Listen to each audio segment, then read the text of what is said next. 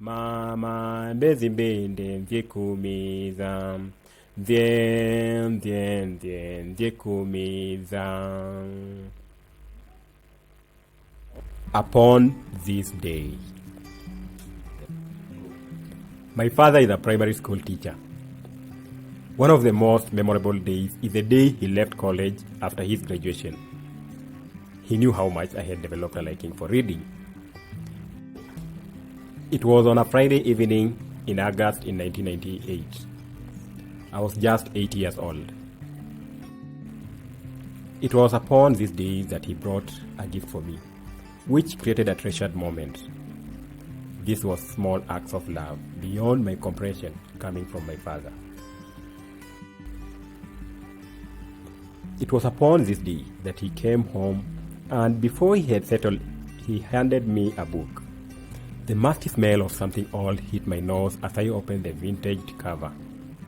The fragile yellowing pages felt dry to my eager but trembling fingers. The old-fashioned typescript piqued my curiosity, pulling my eyes pagewards, hungry to devour the mysteries that lay before me. I had heard stories about this man, but had never had the pleasure of reading about him. It was upon this day that I received the gift of his book, My Life in Crime, by John Kiriamiti.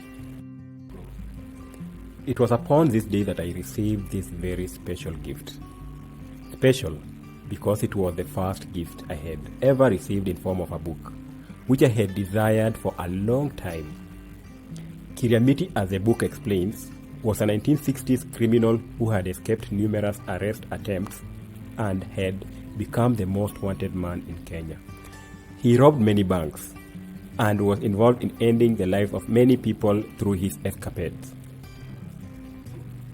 The very last time he robbed became his turning point. He had escaped the jaws of death narrowly and decided that it would be his final act as a criminal. The book is extremely interesting and jaw-dropping. It is one of the very first read way back when I became interested in thrillers. In chapter 1, he started by narrating how he didn't believe a group of men could organize and perpetuate crime against fellow men. Then he goes ahead and narrates how they planned and executed their missions. There is also a huge twist toward the end that will blow your mind when their vehicles rolls despite their injuries. He manages to run holding the gun ready to use on the police chasing him. It is phenomenal. I picked it and could not put it down until I had flipped the very last page and read to the final full stop, where he was skeptical about narrating his ordeal in prison. The book states, I stared vacantly into space for 3 minutes, deep in thought. At last, I said, prison. For God's sake, don't remind me about prison and the things men do to others. Let us leave it at that. And for sure, we left it at that. But maybe tomorrow, you never know. I will recommend this read to young children who are seeking to become good writers for this reason. My relation with my dad hasn't been that rosy. But despite this, the gift of this book was something that he gave me that I treasured. Something that I will never forget because it was a significant moment in my life's journey. Oh, the impact of this book left a lifetime impression on me. With that experience, I am always reminded that a book is a powerful tool to transform the world.